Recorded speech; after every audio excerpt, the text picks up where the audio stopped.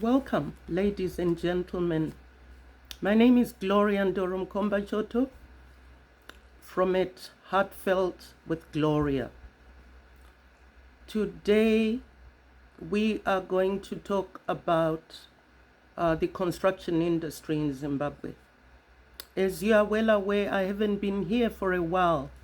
I've been putting out fires in construction, doing renovations on a property, and some of the issues in construction that I was dealing with them for the first time.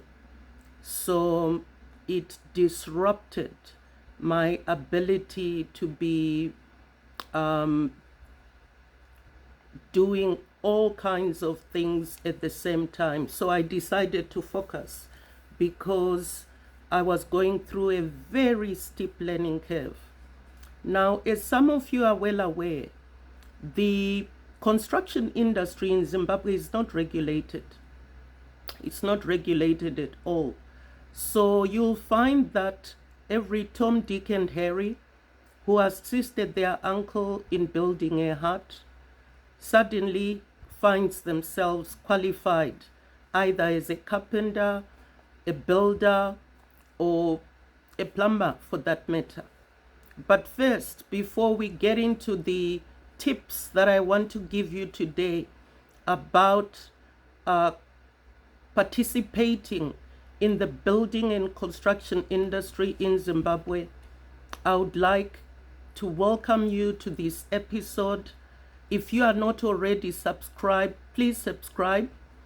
But most importantly, share the video, put your comments, and let's have a conversation about the building and construction industry in Zimbabwe.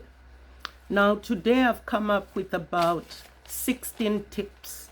I managed to put them down on a piece of paper, and I would like to share my experiences in the building and construction industry in Zimbabwe. I think some time back the industry was regulated, but for some reason it's no longer regulated anymore. So you come up with all sorts of people, all sorts of talent who have organized themselves into construction companies. Some you get referred to by friends, some you get referred to by family, but all the same, they are in the industry, they are looking for work, you are looking for people to assist you, and you come across all sorts. I have learned so much. I'm still learning, and as I learn, fires are created that I certainly have to put out. So tip number one, I'm going to be reading from the list, the handwritten list that I came up with. Tip number one, please have a basic contract outlining the work to be done. It has to be itemized. You need to itemize the work to be done and put a cost amount next to that itemized piece of activity. That's item number two. Number three, specify the stage payments in that particular contract. For example, you might say after you have plastered and painted 5 rooms or 5 bedrooms, then you'll be paid an X amount. Those stage payments are crucial because a lot of people in the industry make you your project. They are thinking about how to take money from your mouth every day, even after you have agreed with them. Sometimes you've agreed with them verbally, or you have agreed that you are going to use WhatsApp as a ledger. But even after you've agreed to certain amounts, they are still trying to find new ways of increasing the amounts on the contract. And I'm going to explain to you some of the tactics that they use. So it's important to indicate those stage payments because sometimes they can get into the habit of asking for money every Friday or every Wednesday, or they come up with excuses that, oh, there's a funeral somewhere. Whatever deposit you agree to give to them must take into account everything, including the unforeseen incidentals, like a relative dying, and then somebody has to go and attend that funeral. So we've talked about number 3, about the specification of the stage payments. It's crucial.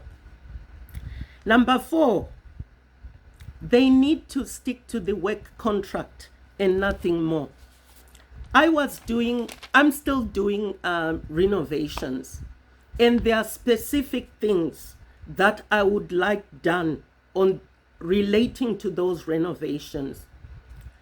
But you'll find that a lot of potential builders who come to court, what they ordinarily do is, you've told them that I want you to break this wall and rebuild it like this.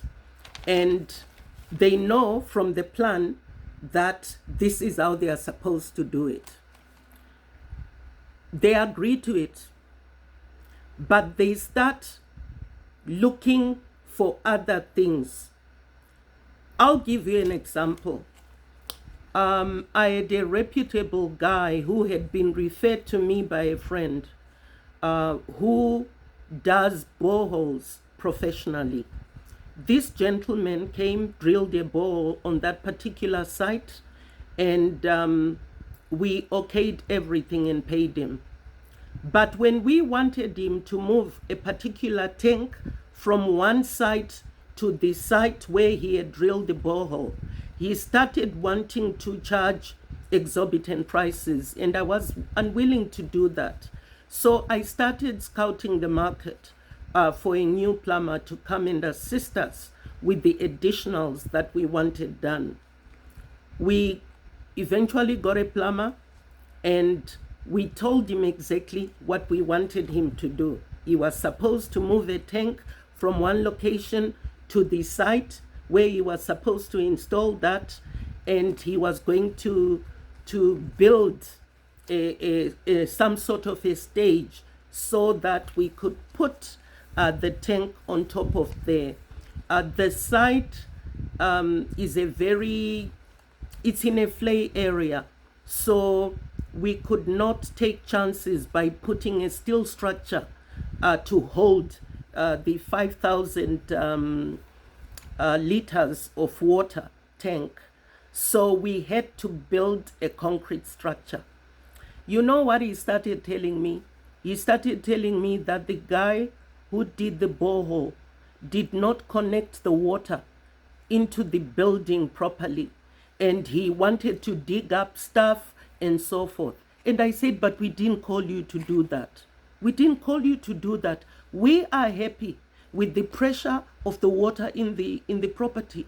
So who told you that you must be assessing the work of the previous plumber? We are happy with it. We've specified to you what we want done. You've told us the price. So please don't be digging up anything that we are happy with, that we've already paid for.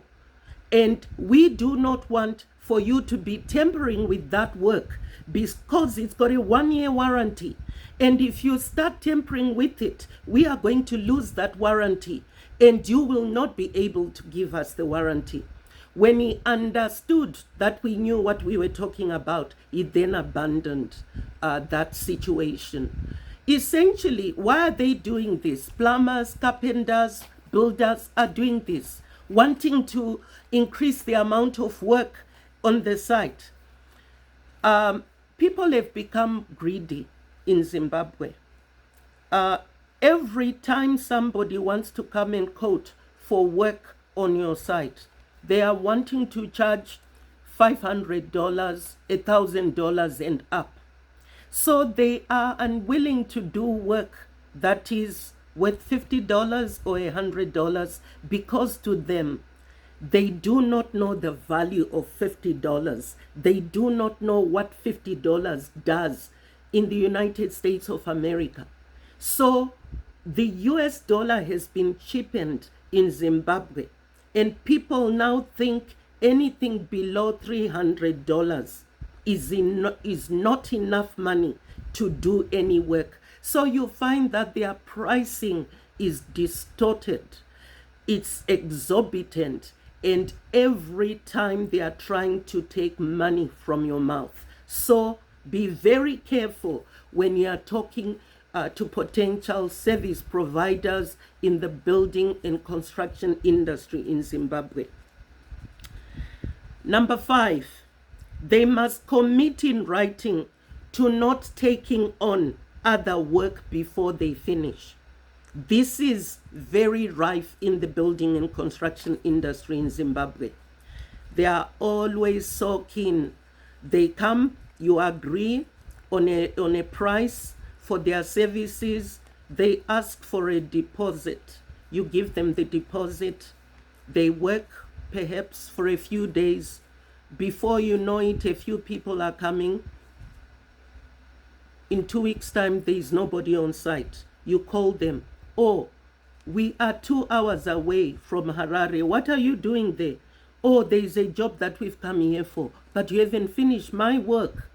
They are not even embarrassed to do that. So they are in the habit of taking a deposit here, work a few days, go and take another deposit somewhere else, go work for a few days, and on it goes.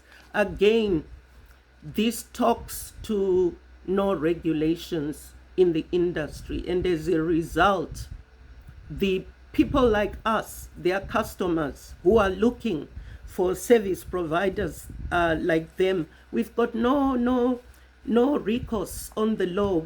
Besides suing them, there is no association of standards where you can actually go and report their misconduct, which is so unfortunate.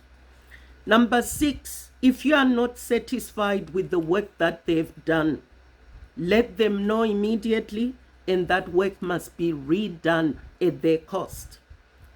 And you need to deduct the cost of redoing the work from the amounts that you had agreed earlier, the amounts in the contract, the amount that you were going to pay them. Number 7, ideally, they must supply their own food. I do know that in Zimbabwe, the tendency is to provide food for them. If they are doing construction in a residential area, there would be somebody there to cook food for them. I'm personally totally opposed to it, and I negotiate in a manner where I advise them that they are coming to me as a fully fledged company. They are charging company prices, and every company needs to have its own overheads.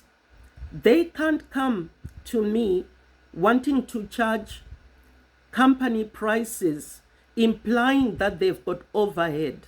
Yet, when it comes to food, they now want to operate as if they are my employees. I'm not going to be buying any food for anybody, nor am I going to be treating a fully fledged service provider as an employee. Other people do not mind. I suggest that they must decide whether they are your employees and therefore reduce the price completely and then you supply food, or they are a fully fledged contracting company. Number 8, when you pay them, whatever amount you pay them, it could be a deposit or stage payments, please ensure that all those payments are signed for. If you are like me, for example, sometimes when I make the payment, I ask them immediately, whilst I'm still with them, to send me a WhatsApp and say, I have been paid so much for this particular stage. And I use my WhatsApp as a ledger. So ensure that your your WhatsApp settings allow for you to keep that information for a prolonged period of time. Because if you've got settings that delete the information after, say, 7 days or 24 hours, then that information is not going to be readily available. So perhaps just have a notebook and ensure that they sign for all the payments that you give them. Number 9, when you give them a deposit, you need to agree with them in writing that that deposit covers food, it covers transport, and all other incidentals. They mustn't then come to you asking for money here and there. Number 10, do not give a huge deposit.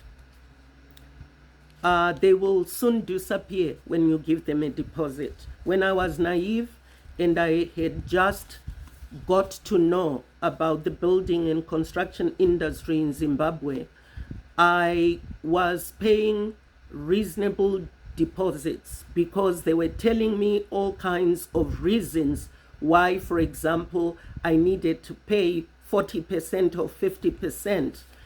And I learned the hard way. You pay 10%, they do work, and then you pay stage payments until they finish. Do not pay a huge deposit. Number 11, it's very, very important.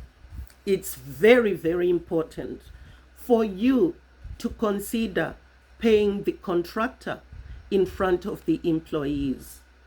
You don't want to count the money in front of the employees, but at least the employees or some of them need to know that the contractor has been paid.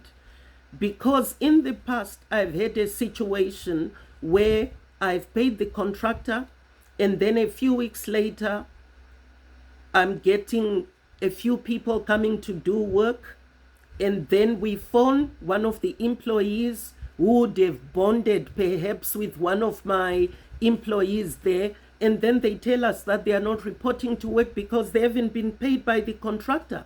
The contractor has been telling them that myself, their client, has not paid the stage payment, which was a lie. So going forward, what we've been doing was to pay the contractor in front or in full view of the employees. Somebody must be watching him receiving money so that tomorrow he does not tell long stories about the client failing to pay. Now, number 12, it's very important that when people are working on site, be they carpenters, plumbers, builders, it's important that they wear protective clothing. It's not your responsibility to pay for that protective clothing. So please ensure that the contractor provides that protective clothing and it's on their bill, because they are a company. They are doing construction here and there, not only with you.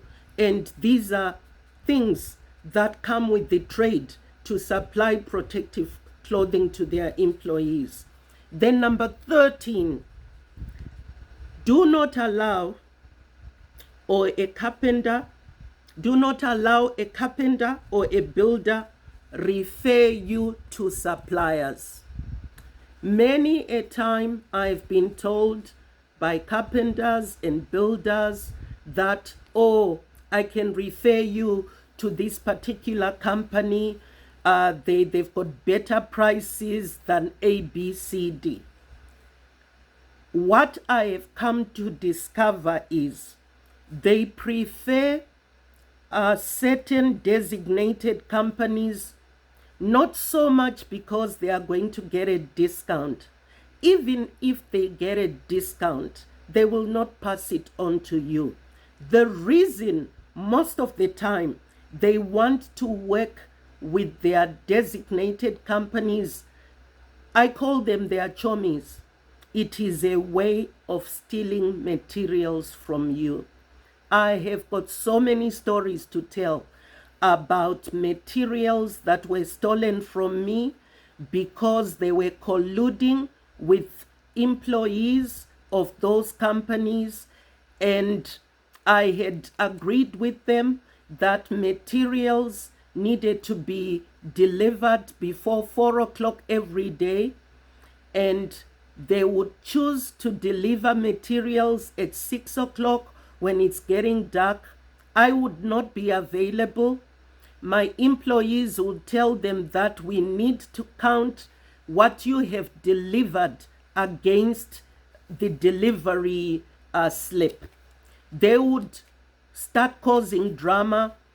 Or the truck we have hired, it needs to go back and be locked inside. It's getting dark. We can't count. And they would force the employees to sign that they've received the materials. But the employees haven't counted the materials. And increasingly, I realized that the costs of putting a particular roof were shooting up. This was after 3 deliveries, and then I told them to down tools. And I did a forensic audit and realized that the carpenter who had referred me to this particular company was colluding with the employees of that company. He was also building in Mavuku, his personal home. So they would deliver first in Mavuku and then come to my house, and then they do the drama and get my employees not to count. And that's how I lost a lot of material. So please make sure that they do not refer you to their suppliers. But even if you are using your own suppliers, ensure that you are dealing with suppliers that have got the products that you want there and then. Do not wait for them to be delivered tomorrow, because when they are delivered tomorrow and probably you are not there, they will come up with all kinds of ways to steal from you. Theft is rife within the building and construction industry in Zimbabwe, and it's going unchecked. And there is collusion between the service providers, the plumbers, the builders, the carpenters, together with the employees of reputable companies that supply the materials. Now we are on item number 14. All supplies must be counted for on delivery. I had already mentioned it. Number 15, they must bring their own tools. A builder can't just come on site and say to you that I need these particular tools. They must have the tools of the trade. They will tell you that they've got 20 years of experience. If you've got 20 years of experience, there are certain tools that you work with. Why are you asking the current client to buy you tools? What happens is those tools will start disappearing and they will sell them. And the next time they go to the next client, they'll ask them to buy tools. So if they are unwilling to buy tools even from their deposit, tell them that you are finding that unacceptable, or you buy the tools and you deduct it from their money. The last and probably one of the most important is number 16.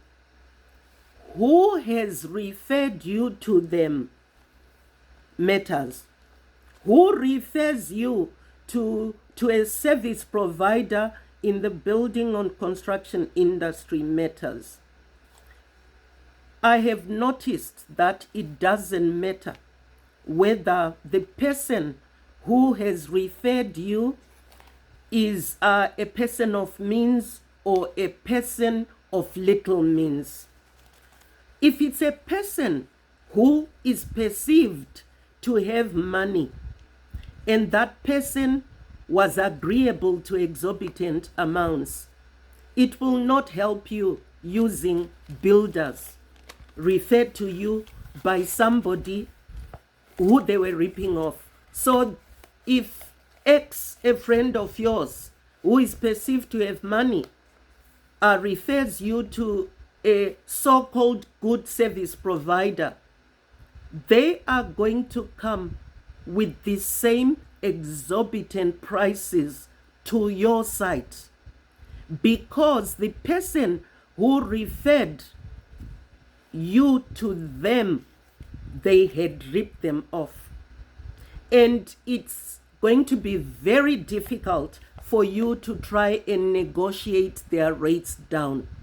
But by the same token, if it's a person who is not perceived to have money, who refers you to them, they can actually collude with that person and say, go there, we know that the value of the assignment that they want to give you is probably worth $800, but go there and charge $3,500. These people are new to the building and construction industry. They might agree. So you need to be very alert, and sometimes it's better to take your time in getting different service providers to come and quote for you. The last thing I want to say is, generally speaking, there is a perception within certain quarters where people don't want to do business with large companies because they feel that because large companies have got big overheads, their prices tend to be more expensive. That is not necessarily true. My experience is the older companies that have been in business for 30, 40, 50 years, that are tried and tested with locations that have got proper addresses, have got phone numbers, tend to be cheaper than the fly-by-nights that come being referred to you by your family or by your friends or by colleagues. So never leave out the big companies. My experience, particularly with aluminium, when I was wanting these service providers to quote for doors and windows, aluminium windows and doors, after I had been ripped off on a particular site, I then did my homework and found out that actually some of the big companies charging reasonable prices for their products. On that note, thank you for watching. Please share the video. If you are not yet subscribed, please subscribe to the video. Make comments. Let's have a conversation. Let's enrich ourselves. Till next time, thank you.